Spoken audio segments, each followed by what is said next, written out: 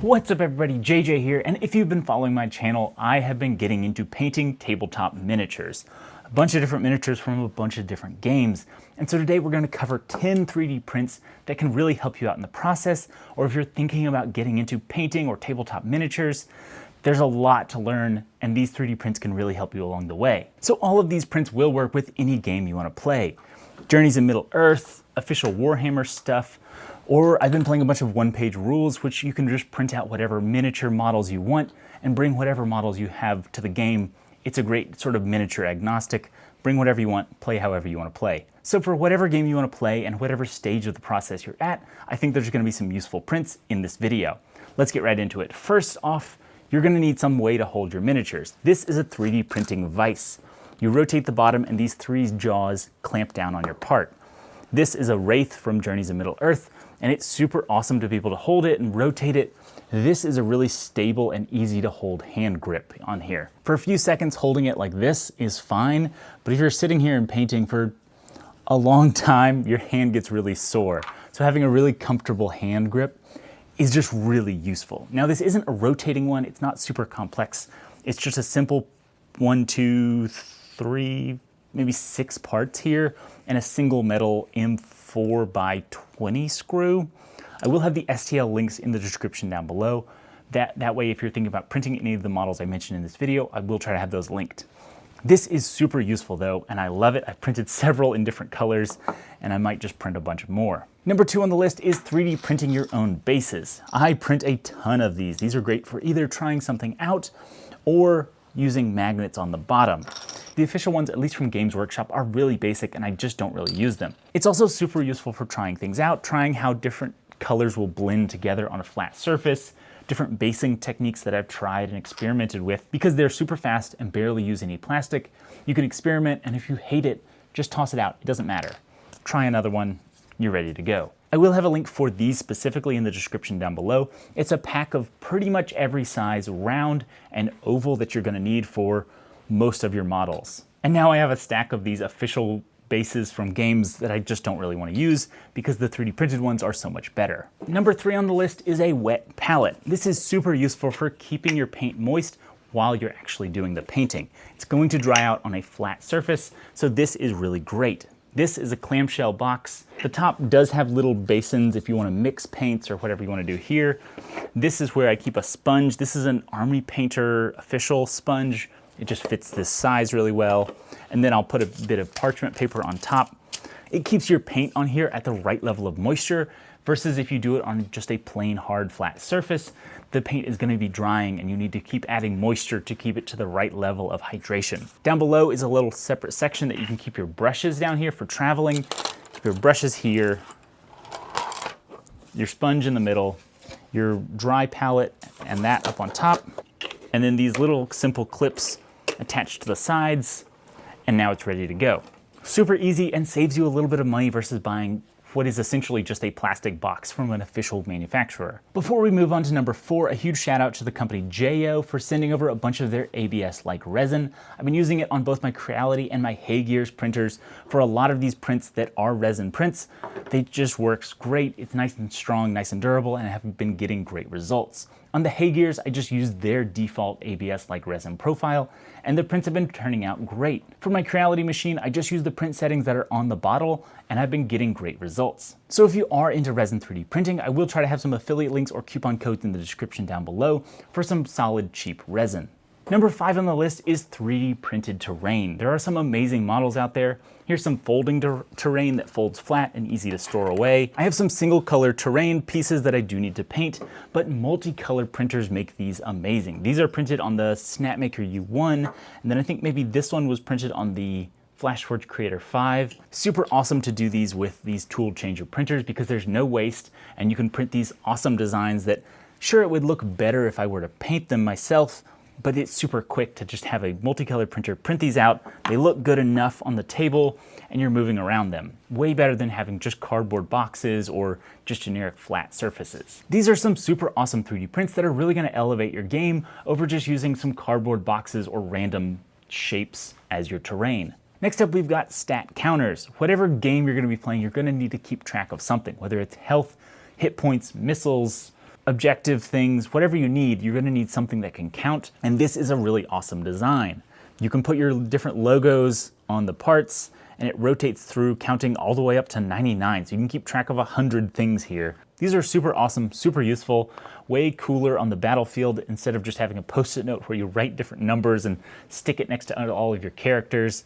These look great. Number 6, we're going on to airbrushing things. This is an airbrushing clearing jar. So while you're doing your airbrushing, you do need to clear out the last bit of paint that's in here. So this is a simple cap that goes on a mason jar. You could 3D print this jar, but I had a jar laying around. A lot of people on the short that I made about this one were saying, oh, well, the jar costs money too. And it's like, yeah, but I have these around, or you can get them at estate sales, garage sales for very cheap. You could 3D print the jar if you wanted, but this is really solid and also works great to hold your airbrush while you're painting. You can simply slide this in here. If the jar was printed in lightweight plastic, it might tip over or fall because this is heavy in metal. This is heavy in glass.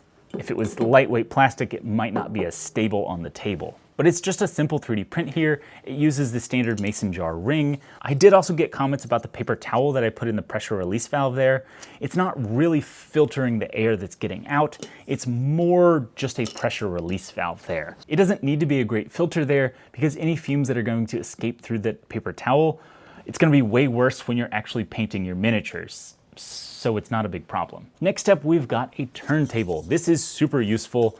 It uses a 608 metal bearing on the bottom there, which makes this spin super well. So you just put it on there, spins. It's really low friction, so it's really easy to spin with one hand while you're airbrushing with the other one, getting good priming, even coating around your prints. This STL also came with these painter's triangles.